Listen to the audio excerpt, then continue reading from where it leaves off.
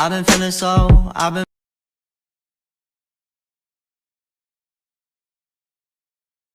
Assalamualaikum warahmatullahi wabarakatuh. Perkenalkan, nama saya Arda Marvian Arsaladi dengan NPM A1G022119. Baiklah, di sini saya akan menjelaskan materi tentang konsep manajemen pendidikan tingkat sekolah dasar yang diambil oleh dosen saya Bapak Dr. Muhammad Kristiawan MPD. Pada konsep manajemen pendidikan tingkat sekolah dasar ada 6 hal yang akan kita bahas. Yang pertama, pengertian manajemen sekolah dasar. Yang kedua, kerangka manajemen sekolah dasar. Yang ketiga, ruang lingkup manajemen sekolah dasar. Dan yang keempat, sekolah dasar yang efektif. Yang kelima, fokus manajemen sekolah dasar. Dan yang terakhir adalah penerapan. Baiklah, langsung saja. Yang pertama, pengertian manajemen sekolah dasar. Sekolah dasar adalah sebuah organisasi sosial yang mempunyai tujuan yang telah ditetapkan. Tujuan utama sekolah dasar memberikan pendidikan yang berkualitas kepada peserta didik di sekolah dasar. Sekolah dasar memiliki staf sendiri yang merupakan sumber daya manusia yang dimiliki.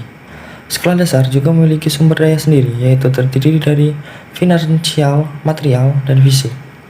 Manajemen sekolah merupakan usaha manusia yang bekerja sama. Walaupun kepala sekolah adalah pengelola sekolah, akan tetapi kerjasama guru, orang tua, siswa, dan serta anggota masyarakat sangat penting dengan tujuan agar sekolah dapat dikelola secara efektif dan efisien. Manajemen sekolah dasar merupakan kegiatan mengelola atau mengatur sekolah dasar. Dan kata lain, manajemen sekolah dasar berarti penggunaan orang-orang dan sumber daya yang lain untuk mencapai tujuan sekolah dasar tersebut.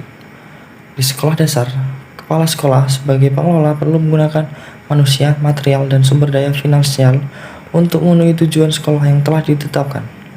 Baiklah, selanjutnya yang kedua, kerangka manajemen sekolah dasar. Kerangka manajemen untuk sekolah dasar harus meliputi pernyataan eksplisit mengenai kewajiban dan tanggung jawab semua pegawai sehubungan dengan manajemen pembelajaran siswa dan kurikulum.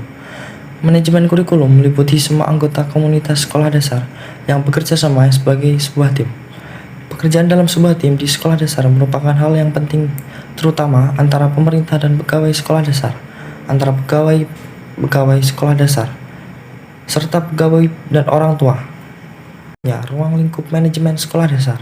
Ruang lingkup manajemen sekolah sangatlah luas yang meliputi elemen-elemen perencanaan, penganggaran, pengorganisasian, pengarahan, pengontrolan, pengordinasian, pembuatan keputusan, evaluasi, serta kegiatan-kegiatan dan program-program. Selanjutnya yang keempat, sekolah dasar yang efektif. Sekolah dasar yang efektif merupakan sekolah yang memenuhi kebutuhan yang diidentifikasi secara lokal dari sumber daya yang ada dan menjamin bahwa siswanya datang secara teratur dan memiliki hasil tes yang baik. Menurut definisi ini, sekolah dasar yang efektif lebih memfokuskan pada kualitas hasil daripada kualitas proses yang dilaksanakan. Karakteristik sekolah dasar yang baik adalah sebagai berikut. Yang pertama, kepemimpinan kepala sekolah yang memiliki tujuan. Kedua, keterlibatan kepala sekolah. Yang ketiga, keterlibatan pegawai sekolah di dalam perencanaan. Yang keempat, konsistensi, keberlanjutan, dan kemajuan di dalam kegiatan pengajaran. Yang kelima, pendekatan pembelajaran yang terstruktur. Yang keenam, pengajaran yang menantang secara intelektual. Yang ketujuh, lingkungan yang berpusat pada pekerjaan dan iklim kerja yang positif. Yang kedelapan, tugas yang terdefinisi secara jelas. Yang kesembilan, komunikasi yang baik antara guru dan siswa. Selanjutnya yang kesepuluh, catatan tertulis. Yang kesebelas, keterlibatan orang tua dan masyarakat. Dan yang kedua-belas, pekerjaan yang ditunjuk dan bernilai. Selanjutnya yang kelima, fokus manajemen sekolah dasar. Manajemen sekolah dasar merupakan proses di mana kepala sekolah dasar selaku administrator bersama atau melalui orang lain berupaya mencapai tujuan institusional sekolah dasar secara efisien. Fokus manajemen sekolah dasar adalah memberikan bekal kemampuan dasar kepada siswa untuk mengembangkan kehidupannya sebagai pribadi, anggota masyarakat, warga negara, dan anggota umat manusia, serta mempersiapkan siswa untuk mengikuti pendidikan menengah.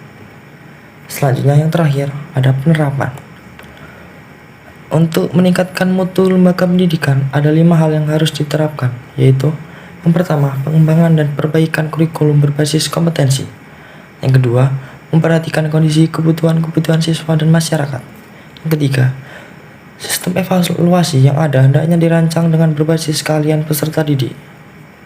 Yang keempat, perbaikan sarana dan prasarana pendidikan, pengembangan dan ketersediaan bahan ajar. Yang terakhir, menambah intensitas pelaksanaan pelatihan bagi pendidik dan tenaga kependidikan. Baiklah, itu saja materi yang dapat saya sampaikan. Terima kasih. Assalamualaikum warahmatullahi wabarakatuh.